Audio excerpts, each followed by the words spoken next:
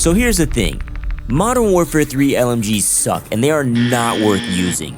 There are a couple that I shared in my worst to best video that are slightly better than the rest, but I wouldn't call any Modern Warfare 3 LMG good.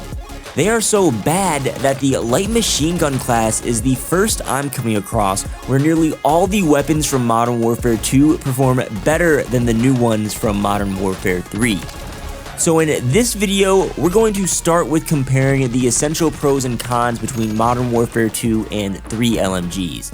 Then I'll be taking a bit of time with each of these 6 MW2 LMGs to review any changes to their stats and how they play from carry forward. 3 of them are particularly amazing, and one of those being one of the best guns in multiplayer that you 100% need to unlock and try. Let's get started. Pros and cons between MW2 and 3 weapons can be summarized into 3 traits. The first being mobility and weapon movement speeds are slower for Modern Warfare 2 weapons. Here's the thing, this isn't really a downside for LMGs. LMGs are expected to move and handle slowly, so slower movement isn't as big of a deal as it is with other weapons, at least in my opinion. Plus, the speed differences are quite small for this specific weapon class. You can only feel the sluggishness when walking and when strafing ADS, which again, isn't a strength for LMGs to begin with. The second trait is that MW3 attachments are better. The exclusive MW3 barrels, stocks, and rear grips tend to have better pros and cons balance, giving MW3 weapons a slight advantage. But once again, this doesn't really apply to the LMG class. The MW3 LMGs have so many drawbacks you need to compensate for with attachments to the point where you're not seeing that advantage in the first place. In fact, I think the MW2 LMGs see more benefit from the MW3 attachments by having access to their muzzles and underbarrels. Lastly, and most importantly, MW2 LMGs kill faster than MW3. Over half of the MW2 LMGs can kill around 300 milliseconds, which is a great time to kill for this game. Even better, the MW2 effective damage falloff is much farther for LMGs, allowing them to not only decimate MW3 LMGs, but they can also outgun a lot of MW3 ARs at mid-range. And at long range, you can see MW3 has the advantage by 10 milliseconds, but that's on average. The fact is, there are a couple slower weapons that are dragging that MW2 average down, and in practice, most MW2 LMGs are just as good, if not better, than their MW3 counterparts at long range.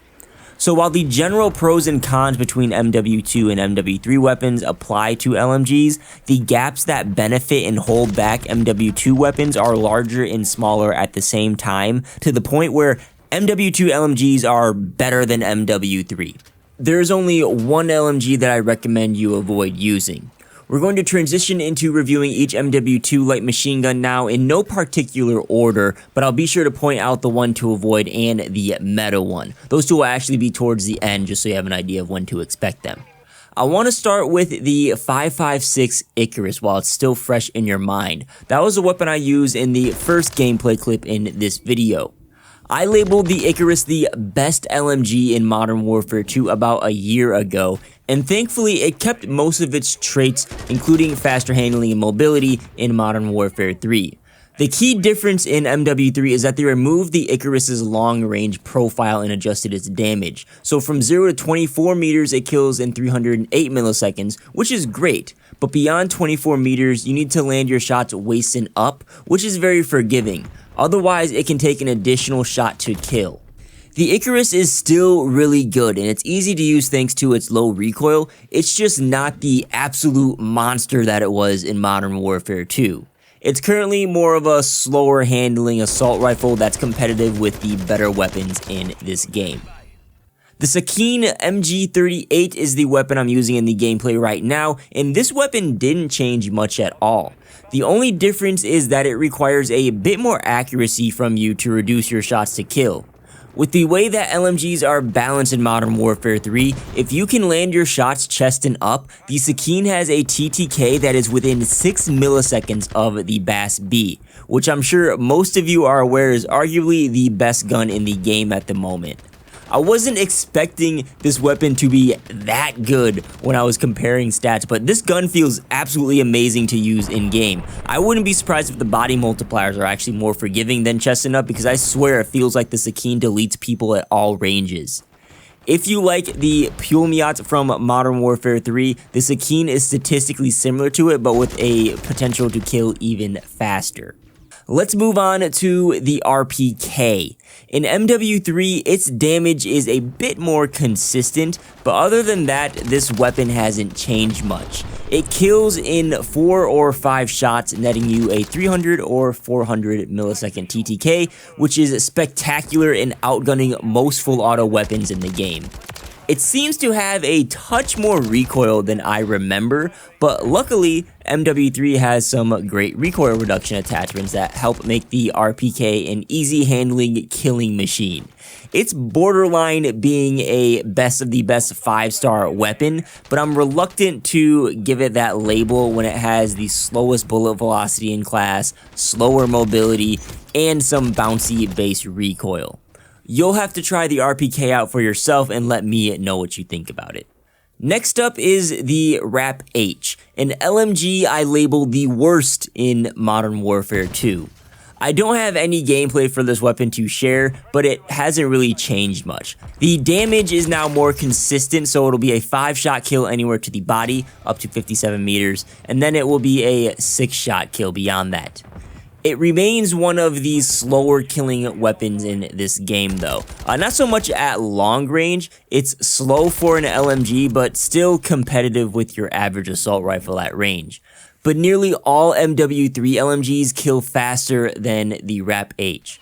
The Rapp also has a slow ADS speed. I mean, it's a bad weapon, but I don't think it's something you need to avoid like the plague. It has low recoil and it's easy to use, unlike many of the Modern Warfare 3 LMGs. But if you're looking for something like that, you're going to be better off using the Holger 26 than the Rapp H. They're pretty similar weapons. The Holger 26 is just statistically better. That brings us to the amazing LMG that you need to try out, which, believe it or not, is the HCR56. This weapon stands out statistically, and I was shocked how great it felt when I first tried it in-game. It received similar changes to the Icarus with carry forward. It lost its long range profile and had its damage adjusted, so now the HCR kills in 5 shots up to 31 meters, but unlike the Icarus, it retains that 5-shot kill if you can land your shots waist up, which is pretty forgiving. Otherwise, it'll be a 6-shot kill beyond 31 meters. This means your time to kill will be 324 milliseconds or 405 milliseconds. At close range, 324 isn't super impressive, it's fairly average, but it does outgun the MW3 LMGs. The HCR's long range game is what is absolutely bananas. 405 milliseconds is outgunning every weapon in this game except for a couple. The MTZ Interceptor and TAC-56 come to mind as weapons that perform better. But if you can get that faster 5-shot kill at range, the HCR is unbeatable. It's unreal. With the right attachments, you can get AR-esque handling speeds, low recoil, and you can just melt people from a distance. It is absolutely disgusting. I wasn't expecting the HCR to feel so powerful because it wasn't that great of a weapon in Modern Warfare 2. But in Modern Warfare 3, this thing's a beast. You definitely need to try it out and let me know what you think. That brings us to the final MW2 LMG, the RAAL MG. This is the one weapon that you should avoid, and I don't have any gameplay with it because it's just challenging to use.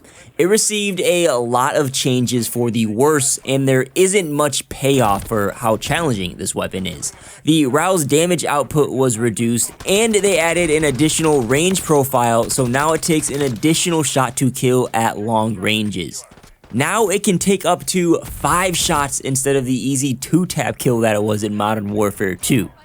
On top of that, the recoil is very wobbly and intense. In Modern Warfare 2, this wasn't really a problem because you only needed to land 2 or 3 shots, but now that you need to land even more shots, you have a higher chance of missing bullets, extending your time to kill, and it just makes the RAAL feel very inconsistent. It just gets worse the further and further away that your target is. The one good change this weapon received is that its ADS speed was significantly increased along with its sprint to fire speed, which makes it not as sluggish as it used to be, but the RAAL really just isn't worth your time. The Pulmiot is the better option if you're looking for a LMG of this kind of slower but deadly playstyle.